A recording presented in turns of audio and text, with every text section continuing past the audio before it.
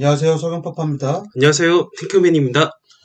자, 오늘은 두 후보죠. 네, 윤석열 후보와 그리고 이재명 후보에 네, 관해서 부동산 정책만 네, 얘기를 좀 해보죠. 네, 좀, 정책으로만 좀 얘기를 하도록 하겠습니다. 네, 그렇습니다. 예, 사실 좀 이슈가 많이 될 것 같지만, 저희도 좀 민감한 주제인 것 같아서, 그 중에서, 서집다리 모토가 사실 서로 정책적인 대립이 있는 양당 후보의 정책 중에서 그나마 일치되는 교집합 부분을 찾아내자, 그거잖아요. 그렇죠. 네, 여야 모두 좋아하는 지역을 찾아내야 된다.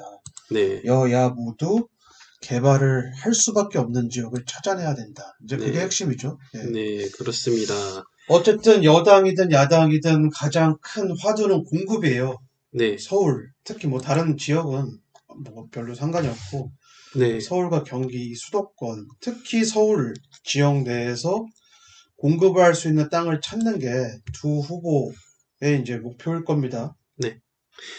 이렇게 해서 윤석열 후보 그리고 이재명 후보는 과연 어느 지역의 공급 정책을 할 것이냐 그게 포인트잖아요. 논란이 없는 지역 위주로 할 가능성이 높아 보여요. 그러니까 네, 기존에 원래 이전 정권부터 쭉 재건축, 재개발을 염두했던 곳들 있잖아요. 네. 네, 그런 걸 행정의 연속성을 강조하면서 물 흐르듯이 원래 그 지역들을 밀어줄 가능성이 높은데, 그렇다면 이제 어디가 있죠? 뭐 이제 노원구에 있는 주공아파트나 뭐 이런 것들, 도봉구에 있는 네, 주공아파트, 뭐 가양도 그럴 가능성이 높고, 이제 시형 단지들들, 이제 뭐 성산시형 뭐 이런 애들, 예, 네, 그런 애들 가능성이 높죠. 구로주공도 그렇고요. 예.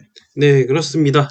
이렇게 해서 이재명 후보는 재건축 안전진단 규제도 푼다 이렇게 됐고 윤석열 후보도 재건축 표심 공약 이렇게 써져 있는데 두 사람이 그 교집합이 있잖아요. 그 교집합이 노원, 노원 이렇게 있잖아요. 그래서 제가 칼럼이랑 쉬어가는 글에 항상 말씀드리는 게, 물론 소집달 팁에서도 말씀드렸지만, 버리지 마라, 던지면 안 된다. 네, 그래서 노원구에 있는 상계주공, 그리고 도봉구에 있는 창동주공은 절대로 버리면 안 된다. 갖고 있어야 된다. 네, 결국은 어느 후보가 대통령이 되든 거기는 재건축을 해주겠다는 얘기고, 그리고 오늘 또 뉴스가 나왔죠. 안전진단 관련해서 결국 안전진단은 정치적이었다. 네, 실제로 그 아파트가 안전한지 안전하지 않은지를 따지는 게 아니라 결국은 재건축의 시기를 조절하기 위한 하나의 카드에 불과했다. 네, 권력자의 카드였다. 그게 이제 증명이 됐죠. 네, 서집들에서 계속 누누이 얘기했던. 그게 이미 다른 분들은 다 알고 있었겠지만, 예, 이제 완전히 가시적으로 증명이 됐잖아요. 예. 네, 그렇다면 이제 어느 후보가 되든 건들 수 있는 재건축 그 단지들을 선점을 해야 되는데, 다행스럽게 우리 회원들은 몇 년 전부터 선점을 해놨다. 예, 이제 그게 핵심이고, 네, 어느 대통령이 되든 거기는 재건축이 될 수밖에 없고, 서울시 도시계획에 따라서도 8만 일자리가 들어서는데 마땅한 상가가 없기 때문에 그쪽 지역에, 네, 그래서 재건축을 통한 주복합 사업을 해서 1, 2층 저층부에 상가를 집어넣어야 되는 계획이 이루어질 수밖에 없는, 어쩔 수 없이 그런 상황으로 보여집니다. 네, 예. 그렇습니다. 여기 윤석열 후보의 인터뷰 관련해서 어, 정부가 기준을 개정한 뒤에 재건축 탄력률이 16배 이상 늘어난 걸로 파악됐다. 이게 2018년 이후부터 이 대책이 이렇게 생기면서 재건축 안전진단이 대거 떨어졌었잖아요. 그렇죠. 예. 네, 그 전까지만 해도 안전진단은 그냥 뭐 형식이었죠, 형식. 네, 당연히 뭐 넣으면 뭐 되는 거. 그런 형식이었는데, 지금은 형식이 아니라 오늘 엄청난 지금 부담으로 다가오고 있고, 그 통과하는 것 자체가 이제 로또죠, 로또. 서울 25개 자치구에 2차 정밀안전진단을 통과한 단지가 5군데밖에 없어요, 사실. 이게 네. 강화되고 나서, 기준이 강화되고 나서. 네, 그렇습니다. 예. 이렇게 된 상황인데, 그 와중에 석연파파님께서 그 올려주신 뉴스도 한번 좀 볼게요.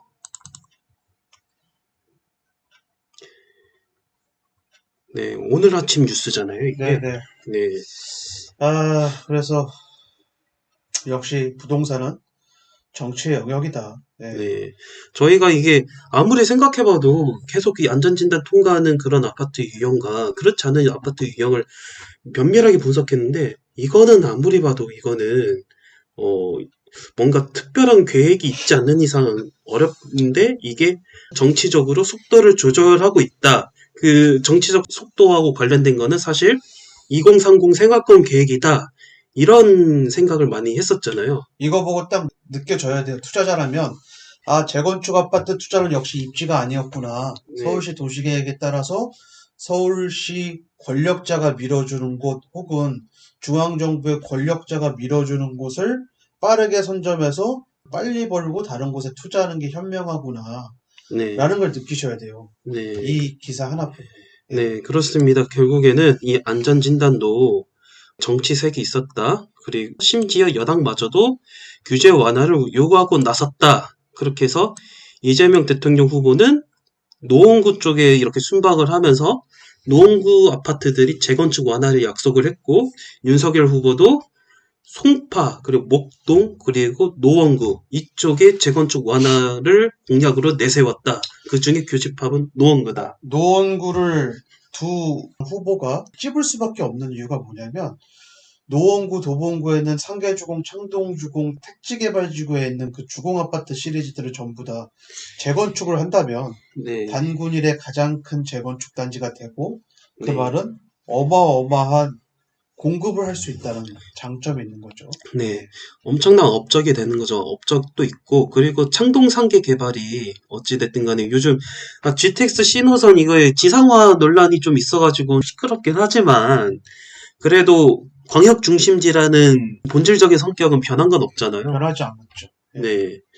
일단 지상 처리된 건 좀 너무 아쉽긴 해요. 네, 너무 아쉽긴 한데 그래도 양 후보가 노원구 재건축을 밀어주겠다는 그런 뉘앙스는 있으시니까 안 좋은 뉴스 때문에 또 힘들어하지 마시고 좋은 뉴스도 또 있으니까 기운을 내셨으면 좋겠다는 차원에서 오늘 이 만담을 한번 열어봤습니다. 네, 여기까지 하는 걸로 하겠습니다. 감사합니다. 감사합니다.